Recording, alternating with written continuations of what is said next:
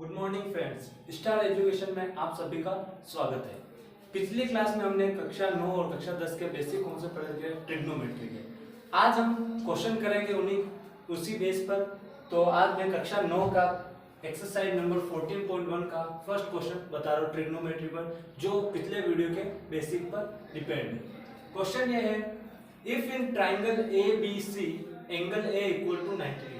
एक कोई right angle triangle है जिसमें एंगल A दिया हुआ है 90 degree, small a equal to 25 centimetre, small b equal to 7 centimetre. Then find all trigonometric ratio for angle A।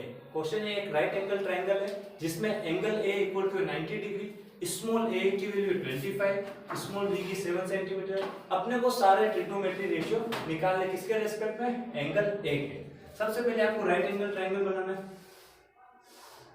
ये आपका राइट एंगल ट्राइंगल। अब इस क्वेश्चन में ये कहा है कि angle A equal to 90 degree, means angle A equal to क्या बनाना है, 90 डिग्री। ये A, ये B और ये C। Angle A equal to हो गया आपके 90 डिग्री। अब small a equal to 25 centimetre, इसका मीनिंग ये नहीं है कि स्मॉल a मतलब AB equal to 25 centimetre. Small a का मीनिंग होता है एंगल के सामने वाली अपोजिट साइड, यानी एंगल A है, इसके सामने वाली साइड क्या है, BC। ये आपके हो जाएगा स्मॉल a, तो 25 सेंटीमीटर ये हो गया। स्मॉल b यानी एंगल B के सामने वाली साइड कौन सी है, AC, ये हो गई 7 सेंटीमीटर। और ये अपने को फाइंड करनी है। अगर आपको ऐसे याद नहीं रहे तो स्मॉल a का मीनिंग ये होता है जिसमें कैपिटल A नहीं हो, तो स्मॉल a यानी BC में नहीं है कैपिटल है। स्मॉल b का मीनिंग होता है जिसमें कैपिटल B नहीं होना चाहिए, तो स्मॉल b यानी AC हो गई। अब आपके पास ये बेस नहीं है, हाइपोटेन्यूस है और आपके पास परपेंडिकुलर है, तो सबसे पहले आपको बेस फाइंड करना है। तो पाइथागोरस थ्योरम के हिसाब से h स्क्वायर इक्वल टू होता है p square plus b square. Hypotenuse मेरे पास है 25, ये हो गया 25 का होल स्क्वायर। परपेंडिकुलर है मेरे पास 7, ये हो गया 7 का होल स्क्वायर। बेस नहीं है तो ये मैंने लिख दिया AB का whole square. AB equal to हो जाएगा, AB स्क्वायर इक्वल टू हो जाएगा 25 का स्क्वायर माइनस 7 का whole square. Then AB square equal to 25 का स्क्वायर होता है 625 minus 49। AB square equal to हो गया है आपके 576। AB इक्वल टू हो जाएगा रूट ऑफ 576।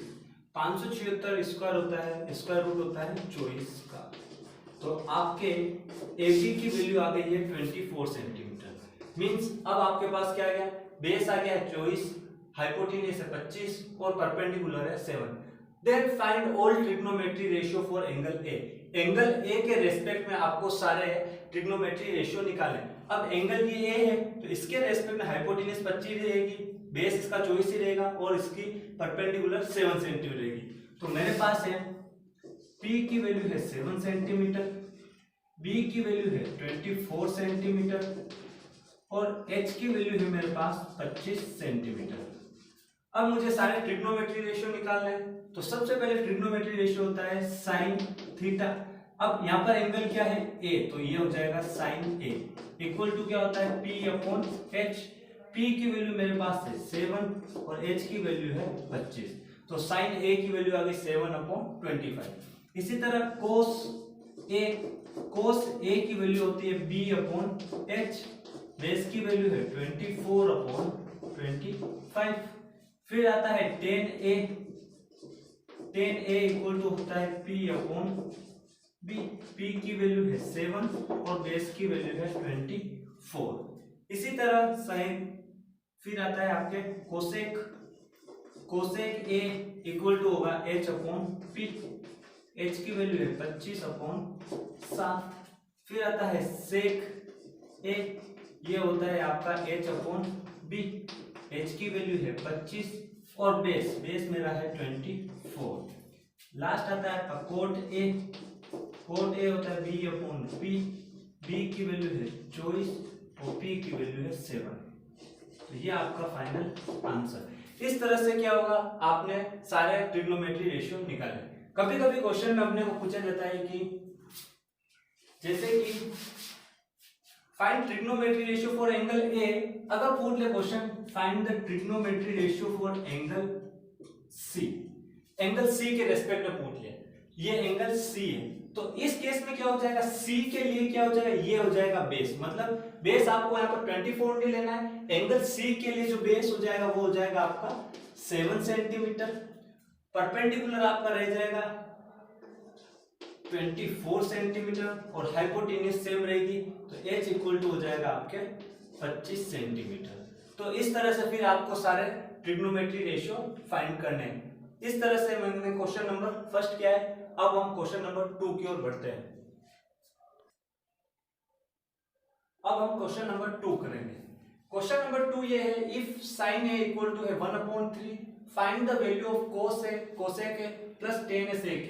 पिछले क्वेश्चन में अपने को कोई वैल्यू दे रखी थी a और b की, उसमें अपन ने ट्रिग्नोमेट्री रेशियो फाइंड किया था, लेकिन इस क्वेश्चन में अपने को पर्टिकुलर ट्रिग्नोमेट्री रेशियो की वैल्यू दी होगी और फिर अपने को दूसरे क्या आंसर फाइंड करना है। तो सबसे पहले अपने पास दे रखा है sin a equal to 1/3, sin होता है p/h, मेरे पास बेस नहीं है, तो सबसे पहले बेस स्क्वायर इक्वल टू हो जाएगा h square minus p square, h की वैल्यू आपके पास 3, ये हो गया 3 का होल स्क्वायर माइनस p की वैल्यू है 1 का होल स्क्वायर, तो b स्क्वायर इक्वल टू हो जाएगा 3 का स्क्वायर हो गया 9 minus 1, b square equal to हो गया 8।